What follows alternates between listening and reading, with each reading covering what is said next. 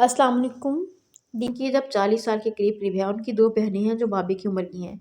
तो क्या वो इतना पढ़ा लिखा एजुकेटेड मर्द उस लड़की की तरफ गलत नज़र से देख सकता है जिसको वो बेटी कहता हो? सिर्फ 2 बार भाभी उनसे मिली और दोनों बार वजह मैं बना। उन्हें यहाँ शिफ्ट हुए अभी कुछ ही दिन गुजरे हैं। भैया आपने ये सोच भी कैसे लिया कि वो उनसे मुझे उसके बारे में एक लफ्ज़ नहीं सुना। तुम किसी मुलाजमा का बंदोबस्त करो जल्दी से।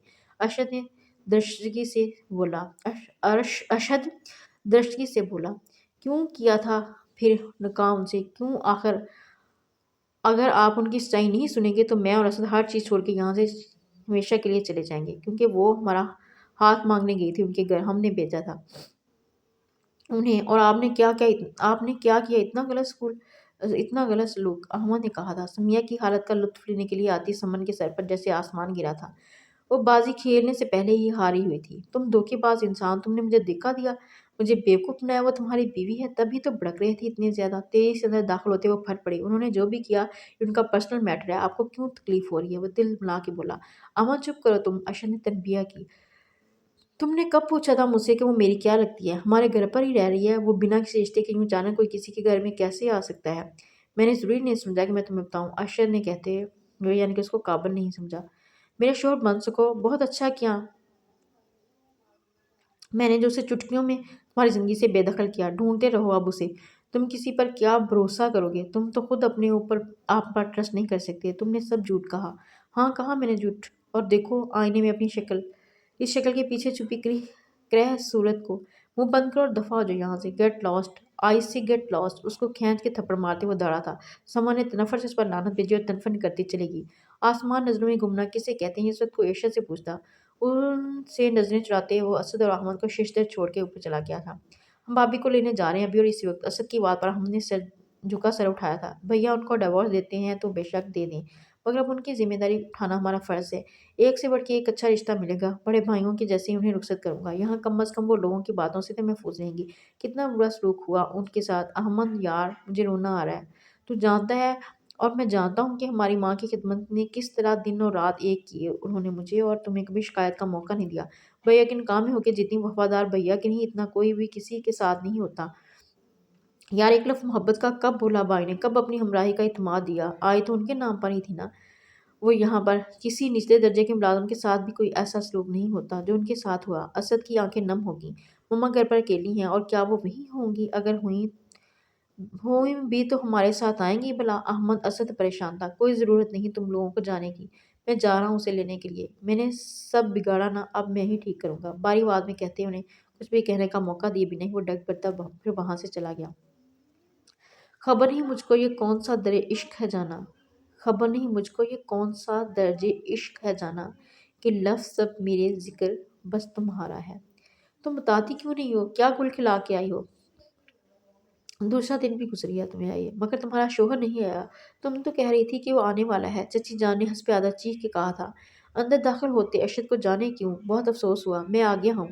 उस बात पर उसकी सांस उलझी थी। ये कैसे हो सकता था? ये किस तरह से मुमकिन था? और ये मुमकिन हो गया था। दो चार लफ्ज़ों पर मुश्तमिल जुमला नहीं था। वो समिया के लिए किसी तोहफे के जैसा था। वो उसके लिए मान था, वो एहसास जिसका कोई नाम देने में शायद पूरी ज़िंदगी दरकार थी। समिया ने कुछ ना पूछा था उससे, ना उसकी तरफ देखा था। वो उसकी महदूद ज़िंदगी में उसके लिए सब्र के सिले में यही बहुत था कि वो खुद चल के उसे लेने आया था।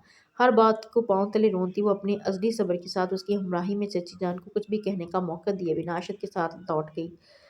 दो शादियाँ थी, दो शादियाँ थी, और अब पूरा घर शादी के कामों से जाग उठा था। दिल की गहराइयों से उनकी खुशियों में शरीक होते हुए अपने आप से लापरवाह गिन-चिकर बनी।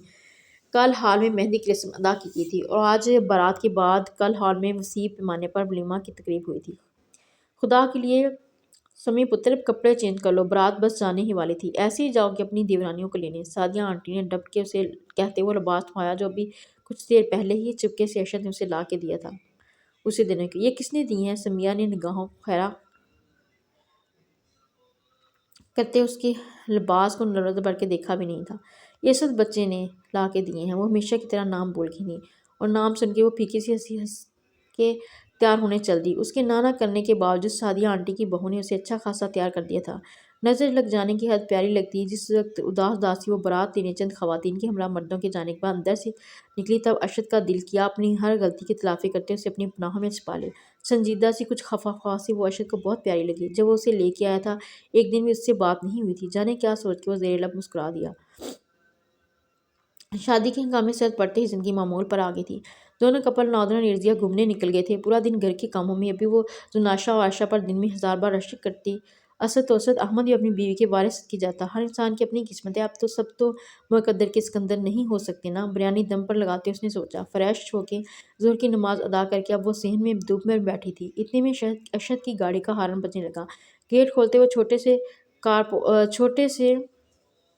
کارپوش میں سائڈ پر کھڑی ہو گئی۔ السلام علیکم۔ گاڑی کا دروازہ بند کرتے ہوئے اس کے دلکش پاکیزہ روپ کو دل میں سمو رہا تھا۔ جی وعلیکم السلام، جواب دے کے تیزی سے اس سے پہلے ہی اندر بڑھ گئی۔ اب اتنی خفگی کرنا تو فرض ہے اس کا، ارشد نے اپنے رویے کو سوچتے اداسی سے سوچا، اور دل کی بے چینی کو عروج پر پہنچتے دیکھ کے لب کاٹتا اندر کی جانب بڑھ گیا۔ بریانی کی خوشبو پورے گھر میں پھیلی ہوئی تھی۔ وہ لانچ میں آ کے دب سے صوفے پر بیٹھا تھا۔ زندگی میں کبھی اسے کوئی خوشی نہیں ملی تھی، اگر ملی بھی تو وہ اتنی خوش نہیں ہوئی تھی جتنی کہ اب آج بالکل اچانک۔ جب ابھی وہ خالہ کے دن میں تیسری دفعہ تیل کے ساتھ مالش کر کے اٹھی تھی، جانے کس احساس کے تحت اس نے پیچھے مڑ کے دیکھا تھا اور دنگ رہ گئی تھی۔ وہ اپنا بازو اٹھا رہی تھیں، اس کے دیکھتے ہی دیکھتے بالکل دھیمی رفتار میں اس کی طرف دیکھتے وہ ساون بہادر روتے ہوئے اٹھی تھی۔ وہ اٹھ کے بیٹھی تھی۔ سمیہ اپنی محنت کا اجر اپنی آنکھوں کے سامنے دیکھ کے خوشی سے رو دی۔ با کے انہیں سینے سے لگاتی بے یقینی سے انہیں دیکھتی وہ پھوٹ پھوٹ کے رو دی۔ اس کے رونے نے دروازے کے بیچوں بیچ ساکت کھڑے ارشد کو بے چین کیا تھا، اور وہ تیزی سے آگے بڑھا تھا۔ ایک طرف ارشد کے ماتھے پہ بوسہ دے کر انہوں نے دوسری طرف کھڑی سمیہ کو بھی اپنے قریب کیا تھا۔ سمیہ کو لگا پہلی بار وہ اپنی ماں کے سائے کے نیچے آ گئی ہو۔ ماما کیا ٹھیک ہوئیں؟ گھر بھر میں خوشی کی لہر دوڑ گئی۔ اسد احمد خوشی سے جھوم گئے تھے، اور پھر سب کے مشورے سے مدرسے کے بچوں سے قرآن خوانی کروائی گئی۔ پھر آج ایک چھوٹا سا فنکشن کروایا جن میں ماما کے تمام جانے والیاں شامل ہوتیں۔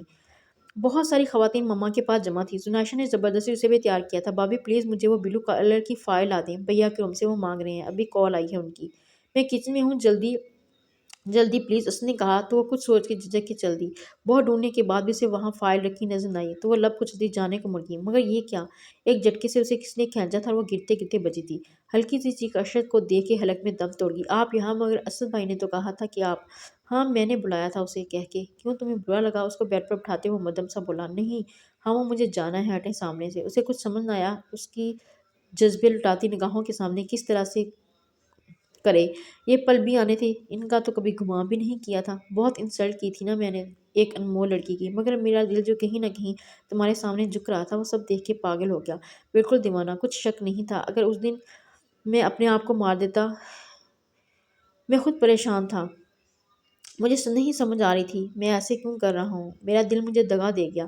اتنی سندر لڑکی میرے نکاح میں دے دی گئی تھی، مگر میں اس کی قدر ہی نہ جان پایا۔ مگر مجھے آپ بالکل اچھے نہیں لگتے۔ I hate you, I really hate you. آپ بہت برے ہیں، بہت زیادہ۔ اتنی سکت کہاں تھی سمیہ میں کہ وہ ایک ساتھ اتنی بڑی خوشی محسوس کر سکتی۔ پھوٹ پھوٹ کے رو دی۔ اب بالکل نہیں، بس کہو تو تمام عمر صبح شام سوری کرتا رہوں۔ اتنی پیاری لگ رہی ہو تم، پیاری، بالکل چڑیل کی طرح۔ شرارت سے کہتا وہ کہ اور ارشد بنا شکنوں کے ماتھا یہ چاہت کے سب رنگوں میں رنگا۔ I am really sorry. Sorry Sumaiya نے سب سر جھکا دیا، کیونکہ اس کی گردن پر پیار کی پہلی مہر ثابت کرتا وہ سمیہ کو بلش کرنے پر مجبور کر گیا۔ نیچے سب مہمان ہیں، مجھے جانا ہے۔ اسے دھکا دیتی وہ مڑی اور بیڈ پر گرتے پل سے بھی پہلے وہ اسے کھینچ کے اپنے اوپر گرا گیا۔ اس کے سینے پر پڑی وہ شرم سے لال ہو رہی تھی، مگر اس کی شوخیاں عروج پر تھیں۔ مہمانوں کی ایسی کی تیسی، یہ پل اتنے طویل انتظار کے بعد نصیب ہوئے ہیں۔ میرے دل کی آرزو اب پوری ہو رہی ہے، اور تم ایسے ہی جا رہی ہو۔ باہوں کا گھیرا تنگ کرتے وہ اب گستاخیاں کیے جا رہا تھا۔ سمیہ نے اس کے سینے سے لگتے اپنا آپ اس کی پناہوں کو سونپا تھا اور آسودگی سے مسکرا دی تھی۔ اس کے ساتھ ہی آج کا ناول ختم ہوا۔ Happy and. میرے چینل کو سبسکرائب کرنا مت بھولیے گا۔ اللہ حافظ، دعا میں یاد رکھیے گا۔